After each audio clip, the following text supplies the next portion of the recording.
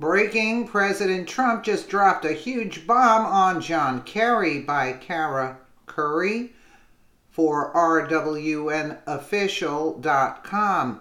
Following reports over the weekend that former President Barack Obama's Secretary of State John Kerry and a group of merry sycophantic State Department officials had been busy being unofficial diplomats in recent weeks, flitting off and sneaking around the world, wheeling and dealing in a last-ditch attempt to salvage the Iran nuclear deal he presided over.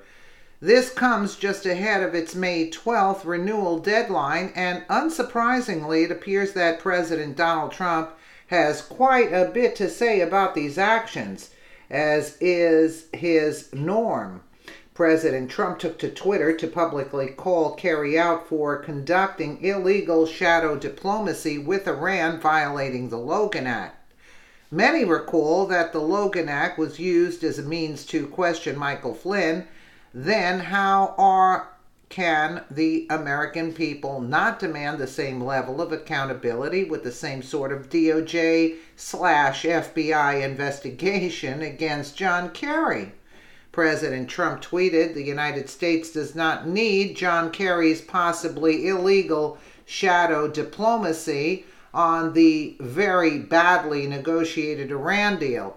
He was the one that created this mess in the first place." The Boston Globe reported the details of Kerry's shadow treachery diplomacy via bostonglobe.com. John Kerry's bid to save one of his most significant accomplishments as Secretary of State took him to New York on a Sunday afternoon 2 weeks ago, where more than a year after he left office, he engaged in some unusual shadow diplomacy with a top-ranking Iranian official. He sat down at the United Nations with Foreign Minister Javad Zarif to discuss ways of preserving the pact limiting Iran's nuclear weapons program.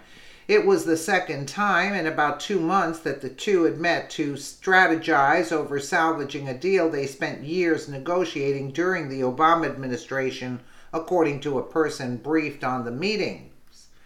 With the Iran deal facing its gravest threat since it was signed in 2015, Kerry has been on an aggressive yet stealthy mission to preserve it, using his deep list of contacts gleaned during his time as the top U.S. diplomat to try to apply pressure on the Trump administration from the outside.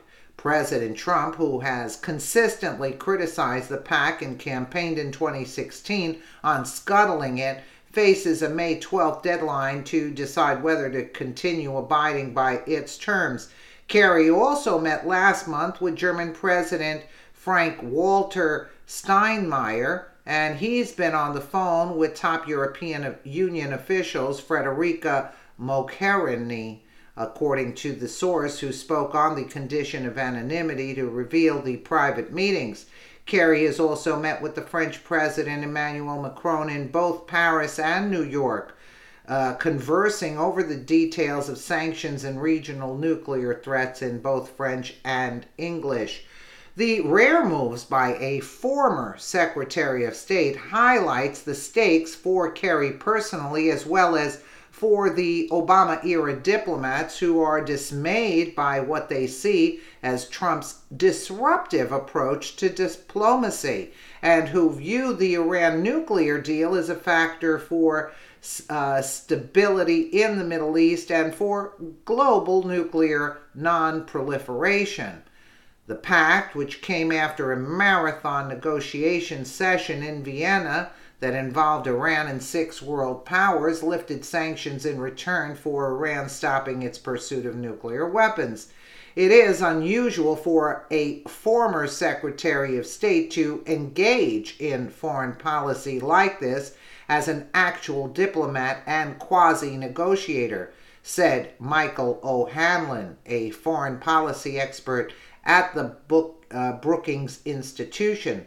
Of course, former Secretaries of State often remain quite engaged with foreign leaders, as they should, but it's rarely so issue-specific, especially when They have just left office. Kerry declined to be interviewed for this story. The quiet lobbying campaign by him and others is being conducted below the radar because he and his allies believe a high-profile defense of the deal by prominent Democrats would only backfire and provoke Trump, making it more likely the president would pull the United States out of the deal. Zero Hedge reports with less than a week to go until Donald Trump withdraws from the Iran deal on May 12th. Absent from some last-minute diplomatic miracle, the recent discovery of John Kerry's covert involvement to preserve the deal will only cement Trump's resolve to abandon Obama's signature foreign diplomatic treaty. Iranian President Hassan Rouhani warned the U.S. of historic regret, quote, if it pulls out from the nuclear deal. If the United States leaves the JCPOA, you will soon see the historic regret which the move will bring about for Washington, Rouhani told a crowd in Sabzevar in northern Iran. Under the deal, technically known as the Joint Comprehensive Plan of Action, JCPOA, signed in 2015, the U.S. and other world powers agreed to lift some of the economic sanctions imposed on Iran in return for the latter agreeing to rein in its nuclear program. The biggest impact, however, was lowering the price of crude, as the global market suddenly had access to nearly 1 million in Iranian oil output. And one of the key reasons why the price of oil has spiked in recent weeks is the market's growing confidence that Trump will dump the JCPOA. Whereas Trump has called the pact one of the worst negotiated agreements he has ever seen and has reportedly threatened to pull the U.S. out of the deal and has to make a decision on whether he will do so by May 12th deadline.